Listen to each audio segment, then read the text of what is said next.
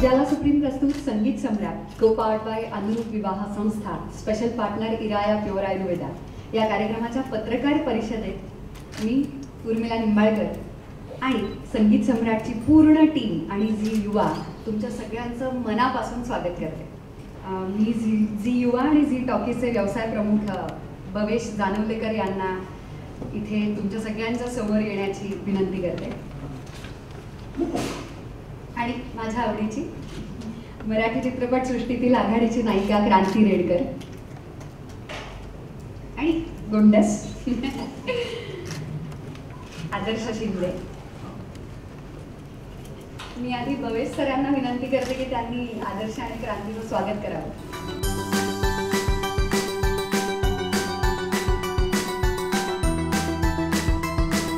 तुमच्या सगळ्यांच्या वतीनं मी आधी क्रांतीला प्रश्न विचारते की ती पहिल्यांदा जज झाली आहे आणि असा कार्यक्रम तिनं निवडला आहे, संगीत सम्राट सारखा इतका मोठा प्लॅटफॉर्म तिनं निवडला आहे.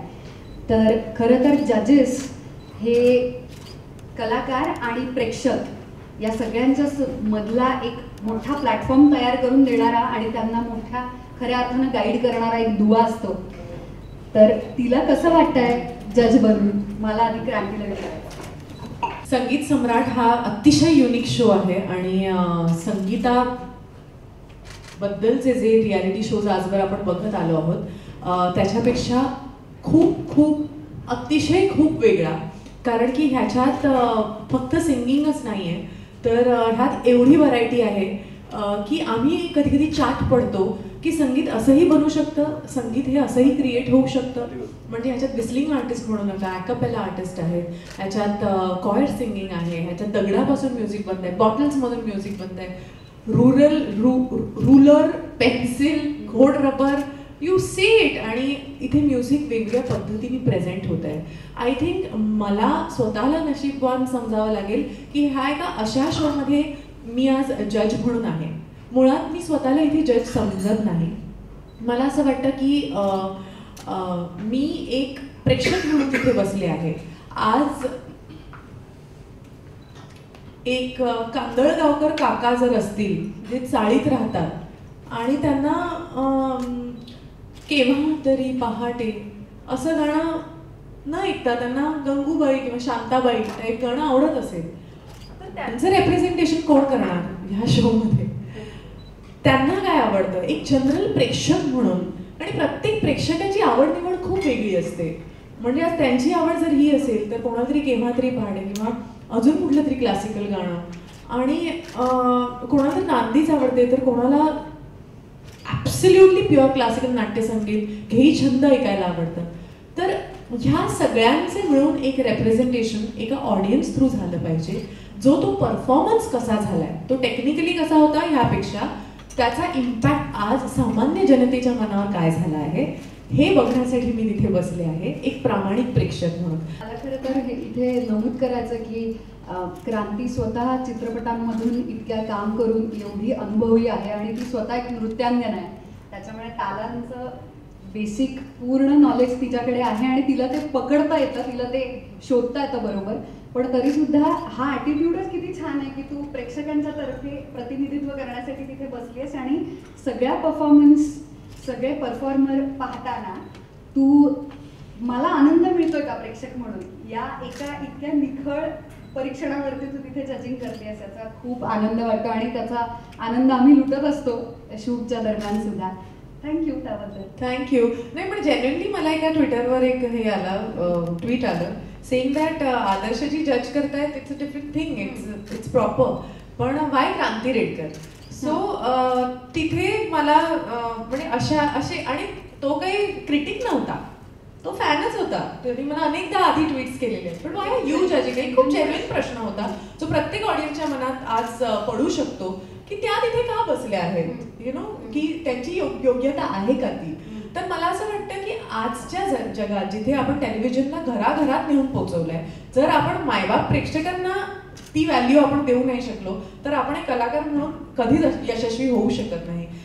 प्रेक्षकांना काय वाटतंय हे ज्या दिवशी त्यांची नस आपण जर ओळखली तरच आपण खरे कलाकार आणि त्यांना खरं काय ते प्रेझेंटेशन आपण देऊ शकतो. एक्झॅक्टली.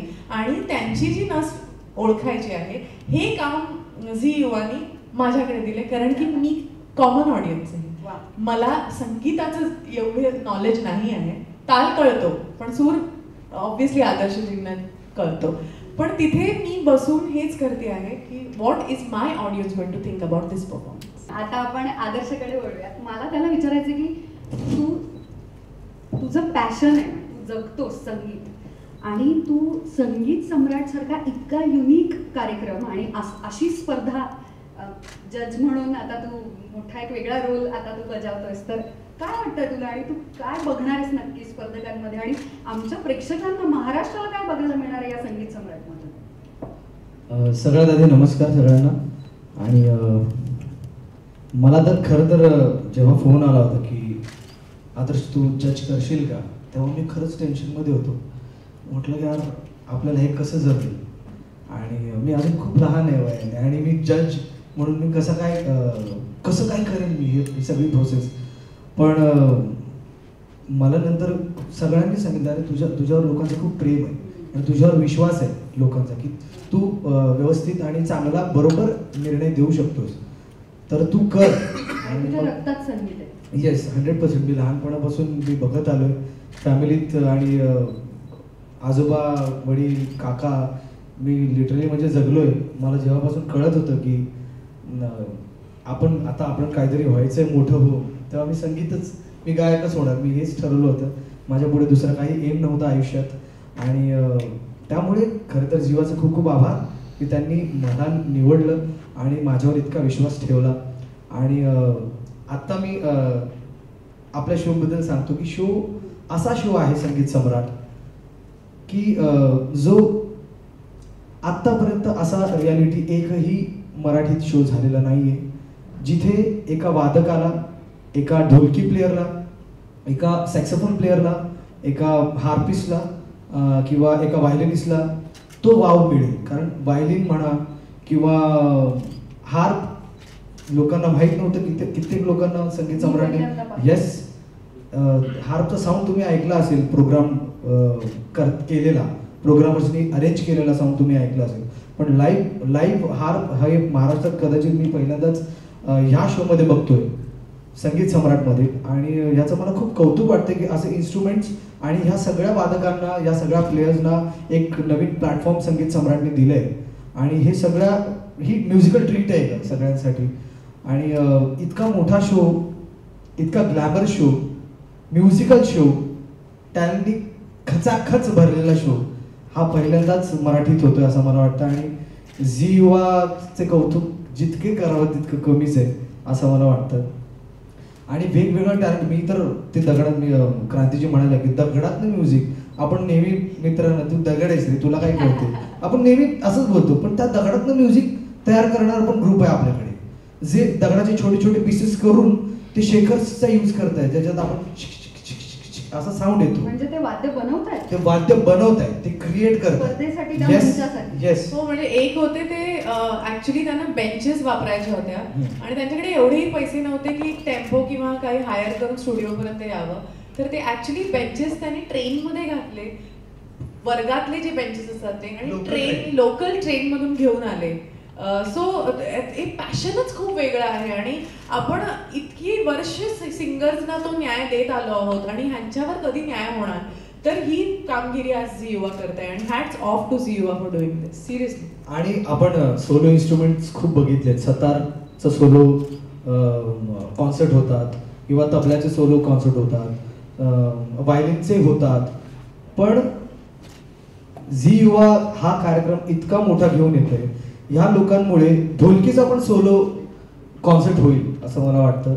ढोलकी आहे, अजून त्याच्यानंतर हार्मोनियम आपण बोलतो की अकंपनी करतं, पण हार्मोनियम पण एक आपल्याकडे मुलगा आहे, तो इतका सॉलिड आहे, तो येईलच तुमच्यासमोर. तो इतका छान दिसतो आणि तो असा वाजवतो हार्मोनियम की त्याला बघत राहावंच वाटतं की ह्याचा कॉन्सर्ट मला बघायचा आहे. आणि हीच भावना सगळ्यांच्या मनात निर्माण होईल. तर मी त्याच दिवसाची वाट बघतोय की या सगळ्यांना जितका मोठा प्लॅटफॉर्म मिळालाय त्याचं ते सोनं करतायत आणि 100% हा शो खूप मोठा होणार आहे. वा, म्हणजे खरं तर तुझ्याकडे बघितल्यानंतर लक्षात येते तू परीक्षण तर करतोच आहेस, पण तुलाच जास्त आश्चर्याचे धक्के बसतायत आणि तूच जास्त एन्जॉय करतोय. आणि मी खरंच एन्जॉय करतोय, कारण की म्युझिक आम्ही सगळेच जगतोय आणि सगळ्यांना म्युझिक आवडतं.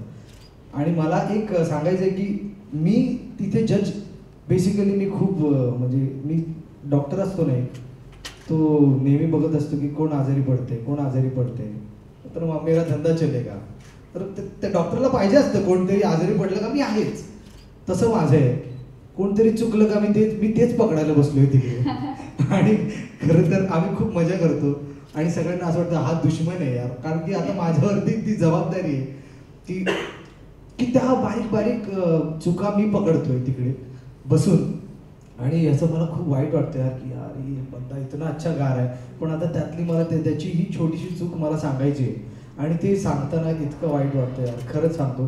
कारण इतकी मेहनत करून सगळे येतात, कुठून येत आहेत. एका तर गोव्यातली काही 2 मुलं आहेत, त्या दोघांकडे घरात TV पण नाही, CD प्लेअर नाही.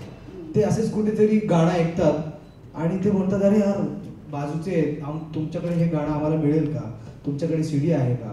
तर ते गाणं त्यात बाजूवाल्यांच्या घरात जाऊन बसवतात ती गाणी आणि इकडे येऊन ते संगीत सम्राटमध्ये सादर करतायत. तर अशी पण मुलं आहेत. तर मी ह्याच काही चुका काढायला बसलेलो आहे. आणि त्यामुळे तुम्ही मला सगळ्या महाराष्ट्राला सांगायचं आहे की मी दुश्मन नाही आहे या सगळ्यांचा.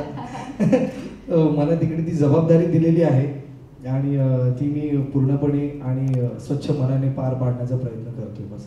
खरं तर आम्ही रोज शूट करतोय आणि निवेदनाची खूप मोठी जबाबदारी माझ्यावरती आणि रोहितवरती आहे. तर यांची जबाबदारी जशी मोठी आहे तशी आमची जबाबदारी म्हणजे स्पर्धकच इतके टॅलेंटेड असतात की आमचे शब्द निवेदनाचे जे ठरलेले असतात की तिथे येऊन स्वागत करायचं वगैरे, तर आम्ही स्पीचलेस होऊन जातो. आम्हाला शब्द सापडत नाही, इतकं ते टॅलेंट आहे. आता मला विचारायचं की हे सगळं टॅलेंट एकत्र आणून इतकी वियर्ड आणि इतकी अप्रतिम आणि वेगळी कॉन्सेप्ट ही सुचली कशी भावेश सरांना मला विचारायचं आहे. आणि झी युवातर्फेच तुम्हाला ही का आणि आत्ता का अंमलात आणावीशी वाटली? थँक्यू उर्मिला. नमस्कार. झी युवा चॅनल लॉन्च झाला गेल्या वर्षी 22 ऑगस्टला. अजून 1 वर्ष पण झालेलं नाही आहे. आणि अनेक कारणाने चॅनल लॉन्च व्हायची. आणि एक महत्त्वाचं कारण असं होतं की महाराष्ट्राचे जे न्यू जनरेशन आहे, जे आपण युवक म्हणतो, त्यांचं प्रतिनिधित्व करणारा एक चॅनल स्वतःचा असावं असं आम्हाला वाटलं. आणि म्हणून हा चॅनल लॉन्च झाला. चॅनल लॉन्च करतानाच एक चॅनलची एक बाजू असावी, फिक्शन शोज बरोबर अशी एक बाजू असावी की एक प्लॅटफॉर्म म्हणून आपण महाराष्ट्राच्या युवकांना एक प्लॅटफॉर्म द्यायला हवा. आणि संगीत हे महाराष्ट्राचं म्हणजे इंटिग्रल पार्ट आहे. एक टायमिंग वाईज अपॉर्च्युनिटी अशी वाढली की पाहताना लक्षात आलं की गेल्या 5 वर्षांमध्ये 4.5-5 वर्षांमध्ये असा कुठलाही शो झालेला नाही आहे. आणि आपल्याकडे चॅनल्स आहेत पण असा शो 5 वर्षांमध्ये झालेला नाही आहे, 4.5 मला वाटतं. आणि त्याच्या पलीकडे गेल्या 5 वर्षांमध्ये आपल्याकडे अप्रतिम असे चित्रपट झाले, म्युझिकल झाले, गाणी झाली, इंडिपेंडेंट सॉन्ग झाले, शांताबाईसारखं झालं. तर जाणवलं असं की टॅलेंट आपल्याकडे भरपूर आहे, अप्रतिम टॅलेंट असायला हवं असं एक फील आलं टीमला. आणि म्हणून ह्या भरोशावर, या ट्रस्टवर की 100% टॅलेंट असणार आणि ते शोधून एक प्लॅटफॉर्म द्यायला हवा, म्हणून संगीत सम्राट याचा एक उगम झाला. आणि ह्यामध्ये पण म्हणजे महाराष्ट्र एवढा मोठा आहे की आणि त्याच्यात वेगवेगळे कल्चर्स आहेत. तर फक्त गाणं ह्याच्या पलीकडे जाऊन वेगळे इन्स्ट्रुमेंट्स असतील, नवीन फ्युजन थिंग्स लाईक दॅट. आदर्श मगाशी म्हणाला तसं की आम्हाला वाटलं की भरपूर व्हरायटी असेल आणि प्रत्येकाला ते स्थान मिळायला हवं. सो गाण्याच्या पलीकडे जाऊन let's do a genuine musical band म्हणून ही आयडिया आली. ती कशी जज करायची आणि त्याचं कसं इव्हॅल्युएशन व्हायला हवं, बरीच चर्चा झाली आमची. आणि आम्ही ह्यांना पण जज म्हणून फार विचारपूर्वक घेतलेलं आहे की एक I think both of them represent the Naveen next generation very very clearly. Like he said आजोबा, बाबा आणि आता so he is the true representation in terms of musical thingy. Kranti is very vibrant, flamboyant आणि impact आम्ही पाहिलेलं आहे त्याच्या मूवीजमध्ये, त्याच्या ॲक्टिंगमध्ये. तर आम्हाला असं वाटलं फक्त गाणं नाही, फक्त वाजवणं नाही, पण त्याच्या पलीकडे शेवटी तो कलाकार आहे, कलाकाराचं दॅट नाव. वॉज अ जेन्युइन थॉट की we will go with the new generation, the young ones, आणि म्हणून हे तिथेच म्हणून आलेले आहे. हा शो जेव्हा माझ्याकडे आला तेव्हा मला ऑब्व्हियसली माहिती होतं की संगीताची बाजू प्रॉपरली आदर्श जज करायला समर्थ आहे. मी कथक नाचत असल्यामुळे मला तालाचं ज्ञान व्यवस्थित आहे. म्हणजे एखादी गोष्ट बेताल असेल की मला ती लगेच कळते, माझ्या कानाला खटकतं ते, अरे जात आहे सगळं, ऑफ होत आहे हे. सो त्यामुळे माझी अर्धी बाजू सॉर्टेड होती. तर त्यामुळे मी जेव्हा जज करत असते तेव्हा अगदी संगीताच्या बाबतीत मला जज करायचं झालं तर तालांग मी निश्चितच बघत असते. आणि राहता राहिला प्रश्न एंटरटेनमेंटचा, तर तो मी बघत असते. सो प्रिपरेशन ॲज सच मला हे माहिती होतं की मला जास्तीत जास्त एंटरटेनिंग राहायचं आहे ह्या शोवर. माझी प्राईम आपण म्हणतो प्री रेक्विजिट काय आहे, Kranti Redkar is there, so entertainment has to be there. हे एक इक्वेशन होऊन जातं कधी कधी, आणि माझ्याकडून ती डिमांड होती कारण की सर आहेत, आदर्श सर आहेत ते सगळं बघण्यासाठी. सो मी काय कम्फर्ट देऊ शकते ह्या कंटेस्टंट्सना, मी त्यांची पडलेली मोमेंट कशी उचलून धरू शकते, मी एका साध्यातल्या साध्या माणसाला रॉकस्टार कसं फील करून देऊ शकते की बाबा तू सॉलिड आहेस आणि तू कसा ग्रेट आहेस. म्हणजे फॉर एक्झाम्पल एक कंटेस्टंट आमच्याकडे होता, तो प्रत्येक सिटीमध्ये जात होता ऑडिशनला आणि सगळीकडे रिजेक्ट होत होता. संगीत सम्राटच्याच प्रत्येक सिटीत तो गेला.